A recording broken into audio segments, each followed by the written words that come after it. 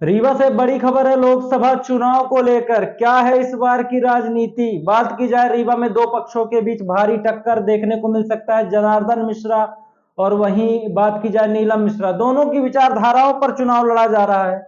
जहां एक तरफ जनार्दन मिश्रा जी का कहना है कि व्यक्ति विशेष पे नहीं, मोदी जी को वोट दे, तो वहीं जनता की लड़ाई बोल रहे हैं और जनता के मुद्दों को लेकर नीलम मिश्रा चुनाव लड़ने जा रही हैं।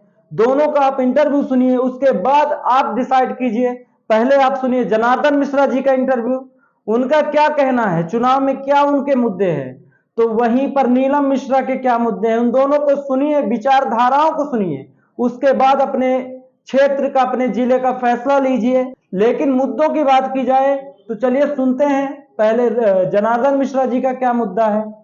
इस बार क्या समझ के जनता वोट दे, मोदी लहर या व्यक्ति विशेष पे जाए? मोदी मोदी लहर। मोदी जी ने संकल्प लिया है कि 2047 में भारत को से गरीबी हटा करके विकसित राष्ट्र के रूप में देश को खड़ा करना है। उसी को लेकर के ही सब सारा अभियान चल रहा है। अगर बात की जाए सर रीवा में विकास की, तो हमेशा ही विकास पुरुष के नाम से राजेंद्र शुक्ला जी का नाम आता है। एक सवाल उठता है हमेशा, जनार्दन मिश्रा जी ने क्या किया? आप दो तीन अपने कार्यों को गिना दीजिए। केंद्र सरकार की जो योजनाएं हैं, रीवा से पूरब की ओर, रीवा से पश्चिम की ओर, रीवा से उत्तर की ओर, रीवा से दक्षिण की ओर, चारों दिशाओं में 4 लेन सड़क केंद्र सरकार की है। रेलवे स्टेशन में देख लीजिए, 4-5 गाड़ियां चलती थी, या 14-15 गाड़ियां चल रही हैं। रेलवे का नेटवर्क गोविंदगढ़ तक हो चुका है। हवाई अड्डा बन रहा है। सुपर स्पेशलिटी अस्पताल बन चुका है। नल जल योजना के माध्यम से 3200 करोड़ रुपए मंजूर हो चुके हैं। उसका 20-25% काम हुआ है, अभी 70% काम उसका बाकी है। और नीचे जो भी मकान हो, उज्ज्वला योजना कनेक्शन हो, शौचालय हो, आयुष्मान कार्ड हो, ये सब केंद्र सरकार की योजना है। इनको लागू करने का नीचे काम किया गया है। सर एक मुद्दों के साथ लड़ाई कर रहे हैं इस बार।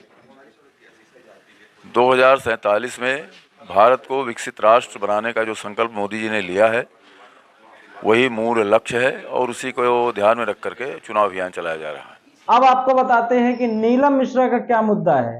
सामने कैसे जंग लड़नी है आपको? अब हो गया, ठीक है। अब आप सब साथ में रहेंगे और हमारी जनता चुनाव लड़ेगी, मैं नहीं लड़ूंगी। राम मंदिर की लहर है, उससे कैसे आप उसका जवाब क्या? ठीक है, भगवान तो सबके हैं देखिए, और अगर ईश्वर को कोई ये सोचे, ईश्वर को बीच में रख के राजनीति करना गलत बात होती है, तो ये तो नहीं करना चाहिए। और राम मंदिर बन गया, अच्छी बात है, राम जी हमारे विराजमान हो गए हैं, इससे अच्छी बात क्या हो सकती है। लेकिन ये सबके लिए है, हम लोग धर्म से जुड़े हुए हैं, हिंदू धर्म है हमारा, तो ये तो सबका अधिकार है वहाँ जाना, दर्शन करना। कोई इसमें विशेष ये नहीं है कि मोदी जी की कृपा से मंदिर बना है। मंदिर तो बनना ही था, कांग्रेस की सरकार होती तो वो भी बनवाती, वो सुप्रीम कोर्ट का आदेश था तो वो तो बनना था। तो इसमें कोई वो नहीं है, और भगवान तो सबके हैं। और रही सांसद जी की बात, तो अब मेरा तो पूरा प्रयास रहेगा कि रीवा में जो भी मतलब मेन विकास है वो होना चाहिए। बड़े बड़े काम तो ठीक है बहुत हुए हैं ज़मीनों को बेच के, लेकिन असली विकास जो है, क्योंकि क्या है कि एयरपोर्ट बना देना या कि ये ट्रेन ले आ देना, ठीक है ट्रेन अच्छी बात है, लेकिन जो आम जनता है वो परेशान है, गरीबों का कोई भी काम नहीं हुआ है। तो मेरा तो ये प्रयास रहेगा कि ज़्यादातर जो असली विकास है वो होना चाहिए रीवा ज़िले में, और जो भी मुझसे बनेगा मैं उसको पूरा प्रयास करूँगी। बाकी हमारी माता जी हैं, उनका हाथ है मेरे सर पर, जैसा उनका वो होगा, आगे भगवान जो चाहेंगे वो होगा। ईवीएम माता से कैसे पार पाएंगे? अब ईवीएम माता के ऊपर भी एक माता है, ऊपरी जो ईश्वरीय शक्ति होती है, तो उनका सब वो रहता है उसमें। और कहीं ना कहीं मुझे तो ये विश्वास है कि इस बार ईवीएम वगैरह कोई काम नहीं आएगी। और ठीक है, आगे फिर वक्त बताएगा जो भी होगा। मुद्दों को लेके जाएंगे आप? अब मुद्दे तो बहुत सारे हैं भैया, लेकिन ठीक है, अब मुझसे जो बनेगा, मेरे उसमें जो भी होगा, मैं वो पूरा करने का पूरा प्रयास करूँगी। राजनीतिक मैदान में पहले भी आपके सामने वो आ चुके हैं और आप लोगों का विरोध भी हो चुका है, तो क्या मानते हो हैं गया कि वो बहुत तो, अच्छा अब चुनाव आपसी होगा? विरोध, ऐसा कोई विरोध नहीं था वो, ठीक है, पार्टी में वो भी थे हम भी थे। अब अपनी क्षेत्र की जनता के लिए थोड़ा सा बोलना पड़ता है, तो इसलिए